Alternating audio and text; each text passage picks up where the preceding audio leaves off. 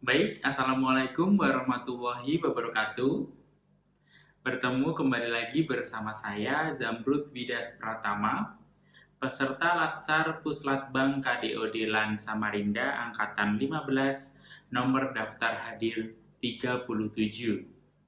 Pada kesempatan hari ini, saya akan memberikan resume tentang salah satu materi di Latsar, yaitu adalah yang menjadi inti kita menjadi seorang aparatur sipil negara, yaitu adalah pelayanan publik.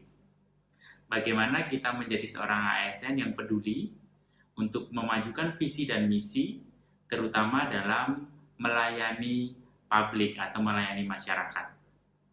Langsung saja kita mulai di pengertian pelayanan publik.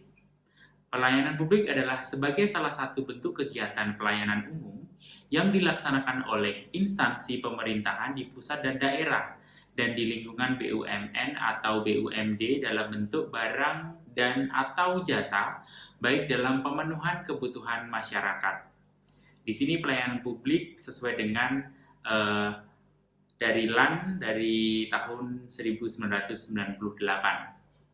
Jika saya sebagai dosen, pasti saya harus melayani masyarakat, yaitu adalah mahasiswa. Bagaimana membimbing dia dalam belajar untuk mencapai tujuannya sampai akhirnya nanti menjadi seorang sarjana, seperti itu. Undang-Undang Nomor 25 Tahun 2009 tentang Pelayanan Publik dijelaskan bahwa pelayanan publik adalah kegiatan atau rangkaian kegiatan dalam rangka pemenuhan kebutuhan pelayanan sesuai dengan peraturan perundang-undangan bagi setiap warga negara dan penduduk atas barang, jasa, dan atau pelayanan administratif yang disediakan oleh penyelenggara pelayanan publik. Berikutnya, prinsip-prinsip pelayanan publik. Ada 9 prinsip ini yang harus dilakukan. Yang pertama adalah partisipatif. Kita harus menjadi seorang ASN yang partisipatif terhadap kebijakan publik, seperti itu. Yang kedua adalah transparan. Melayani masyarakat harus transparan. Bagaimana birokrasi yang harus diikuti, kita harus memberikan pelayanan yang sangat transparan kepada masyarakat. Tidak ada yang disembunyikan tentang berapa biayanya seandainya kita mengurus sebuah administrasi dan bagaimana aturan-aturannya. Responsif, kita harus senantiasa menjadi ASN yang responsif terhadap kegiatan yang dilakukan untuk masyarakat. Jika kita berada dalam tupoksi kita di suatu lembaga, kita harus responsif terhadap pekerjaan atau sebagai seorang pemecah masalah dalam suatu lembaga tersebut. Yang keempat adalah tidak diskriminatif, melayani berdasarkan dengan hati dan tidak ada rasa diskriminatif, baik secara agama, ras, kelompok, dan lain sebagainya. Semua harus dihilangkan. Mudah dan murah. Jika memang menjadi seorang pelayan publik, jika bisa dilakukan dengan mudah dan murah, kenapa harus dilakukan dengan berbelit-belit dan dengan biaya di luar dari aturan yang ada? Jadi saya rasa hal ini harus menjadi dasar seorang ASN supaya kita terhindar dari korupsi. Berikutnya adalah efektif dan efisien.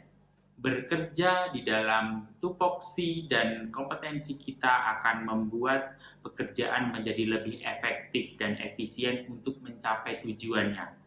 Seperti itu ya. Jika bisa dilakukan dengan cara yang mudah, sesuai dengan kompetensi kita, kenapa tidak? Seperti itu. Yang ketujuh adalah accessible, yaitu warga masyarakat harus mudah dalam mengaksesnya, tidak terlalu susah.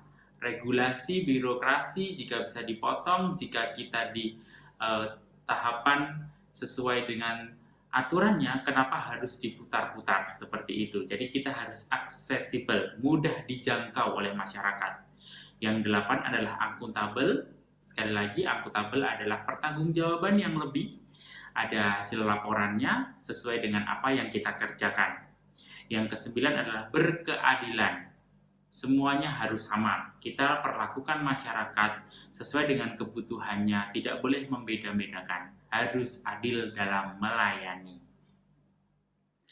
Baik, berikutnya Bapak dan Ibu, di sini adalah ada gambar sebuah ilustrasi dari sebuah rumitnya pelayanan publik. masyarakat yang ingin mendapatkan pelayanan di suatu lembaga pemerintahan harus dipusingkan dengan rumitnya birokrasi. Mungkin Bapak dan Ibu sering sekali melihat bentuk-bentuk birokrasi atau merasakan sendiri. Saya rasa, saya jamin jika menjadi seorang ASN, saya tidak akan membiarkan hal seperti ini, karena menurut saya ini adalah hal yang sangat merugikan masyarakat luas. Baik, Bapak dan Ibu, kita masuk ke prinsip-prinsip pelayanan prima, antara lain adalah responsif terhadap pelanggan dan memahami pelanggan. Apa yang menjadi keinginan pelanggan harus kita layani. Kita harus bisa menjadi seorang yang memecahkan masalah atau bisa memberikan solusi kepada pelanggan. Yang kedua adalah membangun visi dan misi pelayanan. Sesuaikan visi dan misi dari lembaga tersebut dan kita harus menjadi seorang ASN yang bisa memajukannya. Yang ketiga adalah menetapkan standar pelayanan dan ukuran kinerja pelayanan, yaitu menggunakan SOP.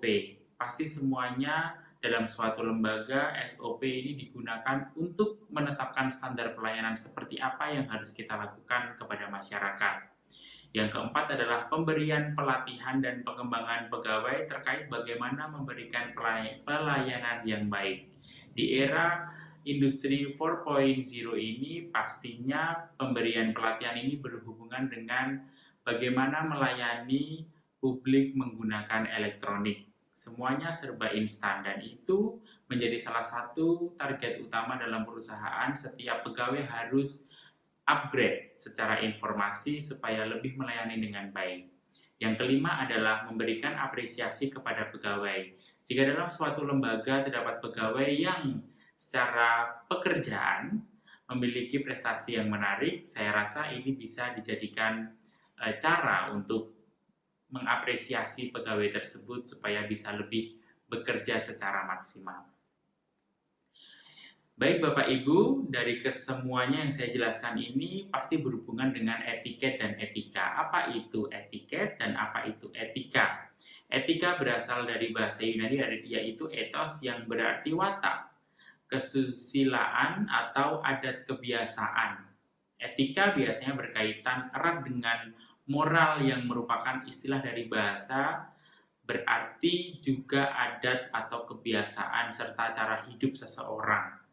Nah, lalu etiket ini adalah berasal dari bahasa Prancis, yaitu adalah etiquette, yang berarti aturan, sopan santun, dan tata cara pergaulan yang baik antara sesama manusia.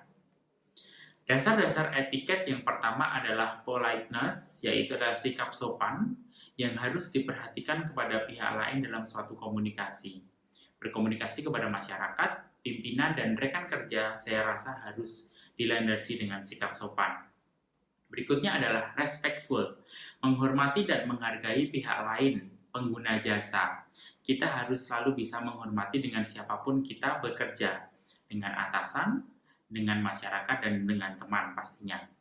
Lalu adalah atentif, yaitu adalah sikap penuh perhatian yang memperlihatkan kepada pihak lain dan diberikan secara baik dan wajar.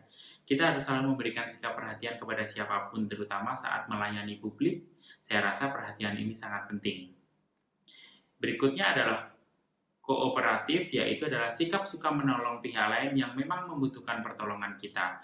Kita ditempatkan dalam sebuah lembaga berdasarkan dengan kompetensi, di mana saya rasa kooperatif ini dapat dijadikan cara untuk menolong kepada publik jika memang membutuhkan keahlian kita.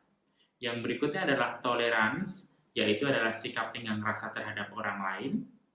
Berikutnya adalah informality, yaitu sikap ramah yang kita perlihatkan, ya, dan kita juga harus informatif dalam melayani publik. Self-control juga penting, yaitu adalah sikap menguasai diri dan mengendalikan emosi. Setiap manusia pasti pernah mengalami emosi, tetapi ini tidak boleh kita bawa dalam melayani publik. Kita harus profesional. Terima kasih, itu tadi adalah pelayanan publik yang harus kita perhatikan. Saya cukupkan sekian. Wassalamualaikum warahmatullahi wabarakatuh.